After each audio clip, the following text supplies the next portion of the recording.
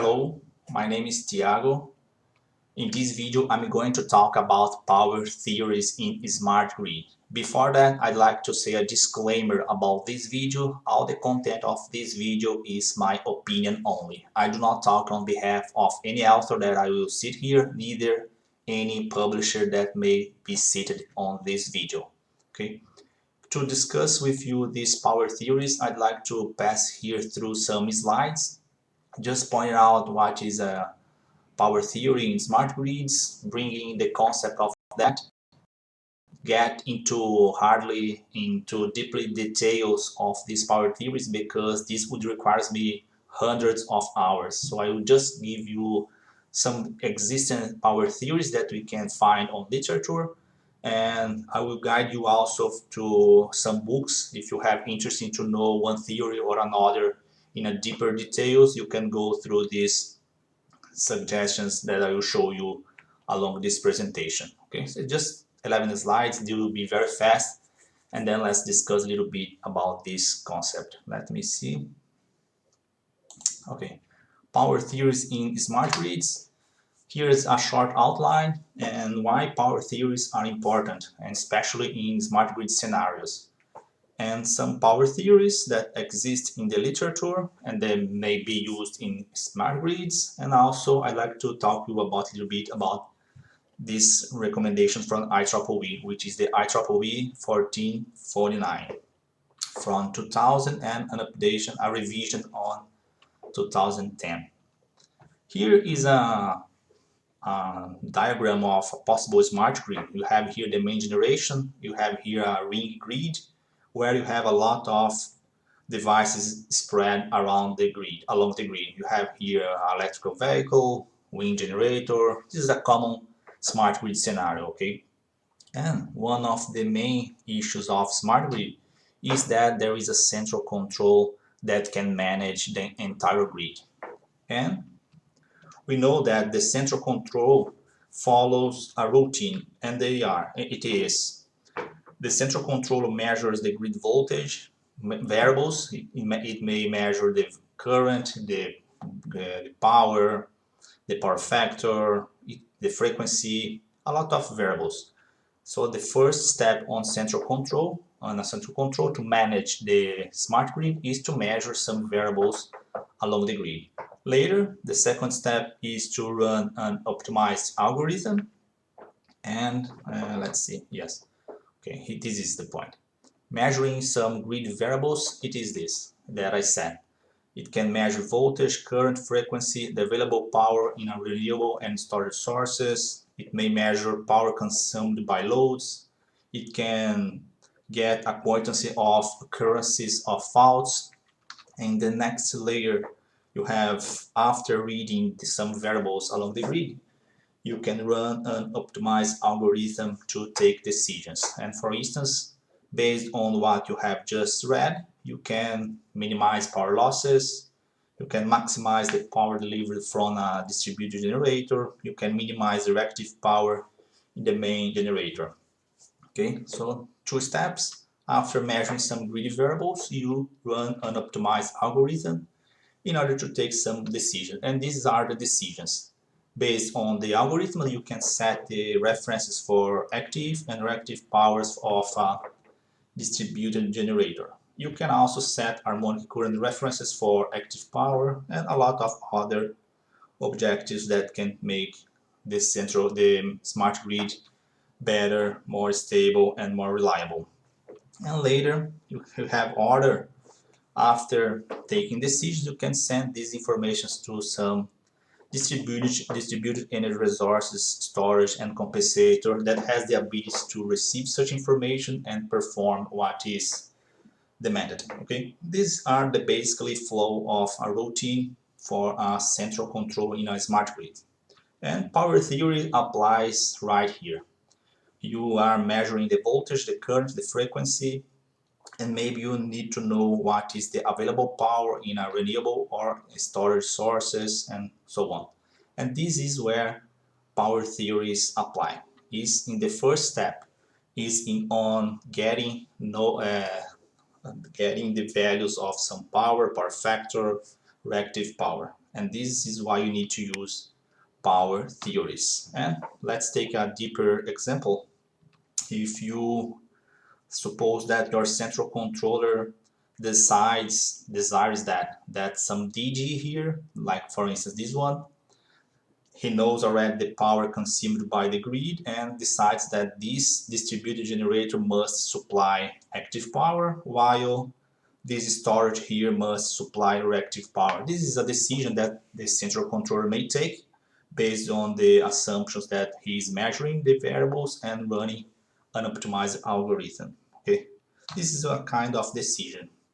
But the question is, what is the load active power and what is the load reactive power? You have a load here, just one, just for simplification, that is consuming load, that is consuming energy. So how can you know what is the active power and what is the reactive power of such a load? And this is some examples that you can do. If you have here a more simplified manner, electrical grid and a load, how to measure the active, reactive power, and also the harmonics that this load is generating. One way is by inserting a wattmeter. This is actually not so true because this is, even though possible, this is quite expensive. Nobody will buy a wattimeter just to measure the active power because they are really expensive and they are limited. They can just send some new information that may not be useful. And of course, smart grid seeks for cost-effective solutions. So consider using a wattmeter for measuring some loads. This is out of discussion. And another way is to measure voltage and current and then apply some power theory. This is what power theories begin to appear in our smart grids. Okay, so if you measure the voltage and current, this is quite common, then you can take a lot of information from this point. You can take the information from what is the active power, what is the reactive power. You can also detect over current, you can detect it under voltage, and this is most preferable chosen in the smart grids, measuring the voltage and current, then you compute, because there are the power theories that supply equations for that, you compute what variable, what quantity you want. Notice that by using the wattimeter, you can just have information about power factor, reactive power and active power in a limited content. In this way, by measuring voltage and current, you can compute whatever you want, whatever is interesting to you. Okay. Here are some existing power theories, and I have here some names and the year that these power theories were proposed. We have here some old theories, Budenol, Fries, and you can go here through these theories. It's interesting to see here that, let me point out some most used nowadays. Even though these are very old, they are still used. The Fries definition for active power is still valid, but the reactive definitions from these old theories are become unused because it's inaccuracy. And I'd like to point out some here. The first one is from this author here, which has Kage from Japan, which is the instantaneous peaky theory. This is one of the most used theory in power electronics applications so far. Very well broadly used in active filters and harmonic compensations as well. And if you have, this is actually something recent. There is a new formulation of this theory in 2017 where the authors included the modified peaky theory. Okay.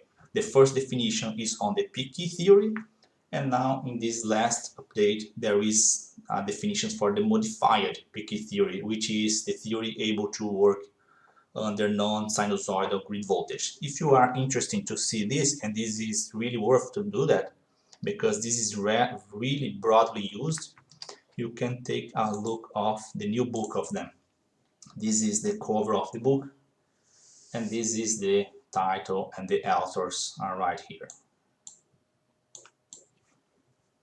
I really recommend to read this book because it's really interesting. It's easy to follow. The figures are very well. You can make this theories very easy in Simulink, PC softwares to simulate and see how it works. This theory. Okay. Another interesting professor that I'd like to mention is this one. This professor Zanarki is interesting because he has a lot of papers describing these theories, pointing out some drawbacks, some inaccuracies, and so on. And by the way, all theories here that we are listing here has some drawbacks and some points that can be discussed forever. And the most important is the reactive power. Reactive power definition is not trivial as we think it is. And even from Professor Akagi, definitions for the reactive power brought some great discussions among the researchers. I went to some conferences and I saw some discussions about the physical meaning of reactive power defined by this instantaneous peak theory. And this is actually not easy. All of them, again, do not have a clear definition what is the reactive power. It is a consensus that even the scientific community has not yet defined correctly what is the reactive power if you consider not only the fundamental frequency but other frequencies too.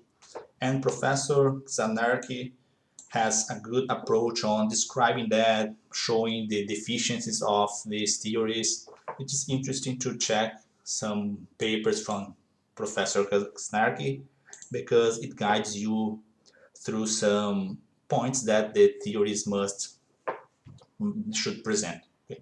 Another theory very well used is this one from Professor Tenti from the University of Padova, which is the conservative power theory. This theory was presented initially in 2003, but until nowadays they are working on new definitions, new approaches for this theory. I know one of the authors of this theory, and I see that they are working hardly to better present the conservative power theory. This theory I used a lot. I have some papers that you can go through to understand this theory. Okay, so just returning fast here from Professor Akagi, you can see a lot of papers on the literature. You can also see his paper, his book, which is this one. But the conservative power theory, I don't think there is a book for that. But you find a lot of papers in the literature. I myself published a lot of papers using the conservative power theory in some power electronics applications. You can check this paper from Transactions on Industry Application, where I show here the current decomposition of the conservative power theory. I have here another one, which is a multifunctional control strategy.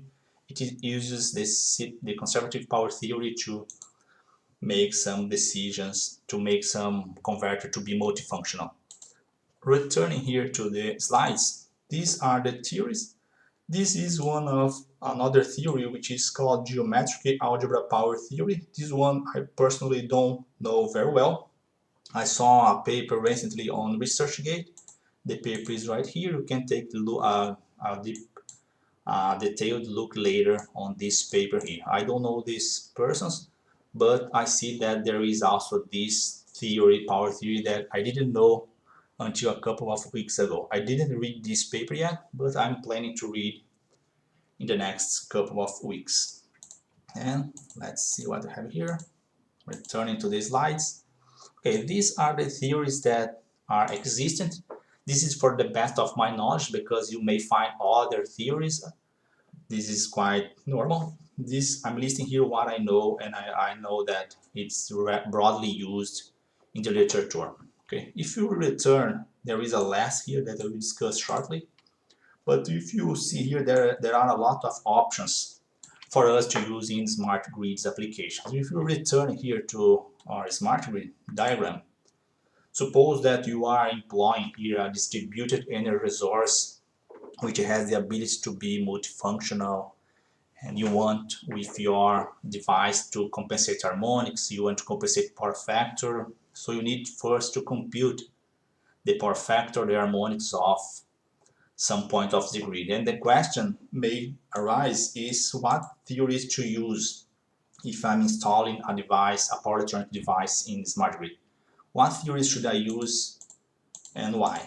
And this is a good question. Should I design a power converter using the conservative power theory as I did in a lot of papers? Should I use the instantaneous peak theory in my device to compensate reactive power?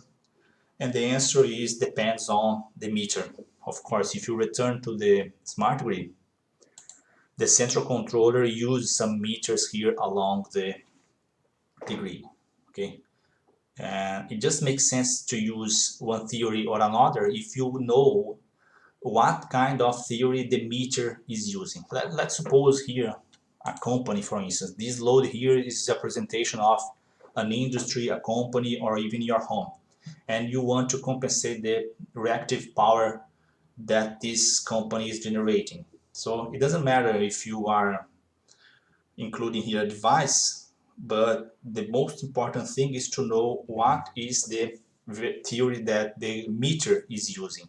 Utility that charges you from the energy is using a kind of meter here, and they are computing the reactive power. So in order to include here a device that will compensate reactive power, you need first to know what is the math that the meter is adopting.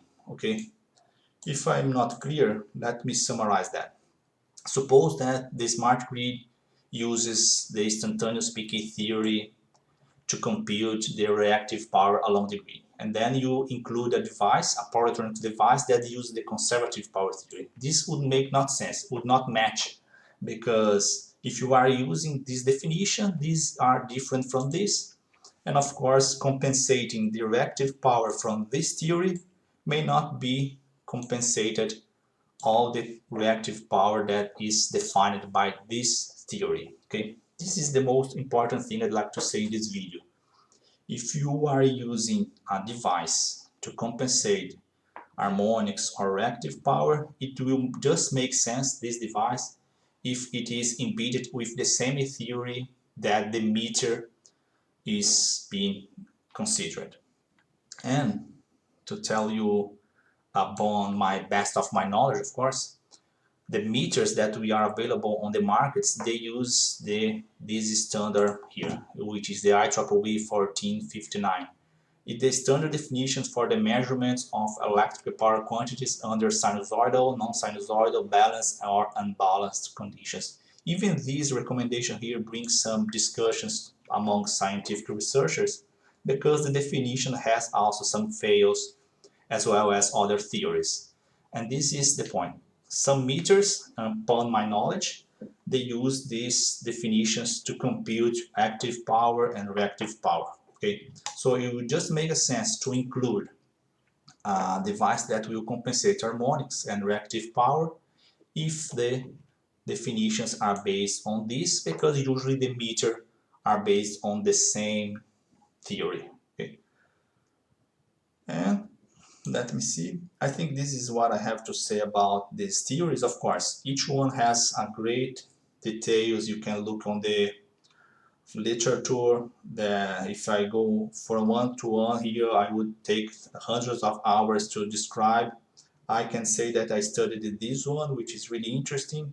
I read some papers from Professor Snarky. I also used a lot of this conservative power theory. This theory, I don't know. I need to check it later. How is to its definition? These are old theories that have some deficiencies on defining reactive power, and for that reason, it's not being used so broadly. But the definition for active power, they have still a validation in nowadays.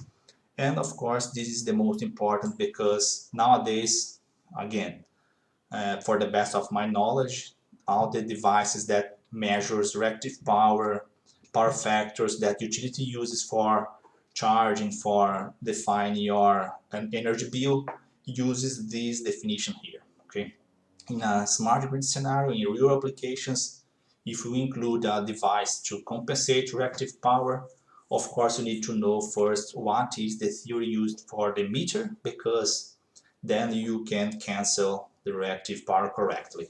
Okay, again, if the meter uses this standard, these definitions, and you are using, for instance, the conservative power theory, the reactive power may not match. You are thinking that you are canceling the reactive power, while you see that there is also a circulating current, a reactive current circulating through the system. Then you ask why, because the meter is based on a different formulation. Okay, take a special care of these theories. You can take later some papers. I really recommend the reading of this book here.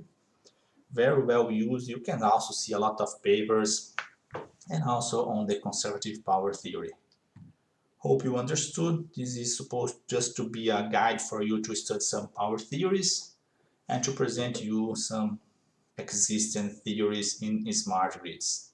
But the final message is that the power theory that you need to employ in our application, it always depends on what kind of theory the meter uses, because it will just make any sense you are injecting something or compensating a reactive power if your device, if your application uses the same definition that the meter of the utility are using.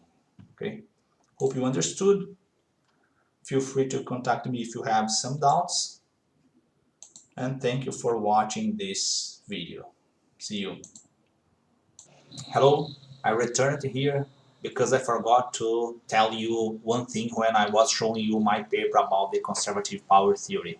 I was talking about Professor Tentin and other authors that proposed the conservative power theory, and then I showed you my paper. And I forgot to tell you that you can find a good approach of the conservative power theory using the two papers that have the definition of the conservative power theory. Later you can check these two papers here, 11, paper number 11, paper number 12, that you find a good approach for the conservative power theory. Upon my knowledge, based on my best knowledge, I don't know a book that covers the conservative power theory yet. But these two papers have a good approach, a good definition. They are easy to read, easy to follow, and then you see that the definitions of this theory using these two books. This is what I like to say, and then I forgot to say when I was recording the video. Now, thank you for watching this video, and see you soon.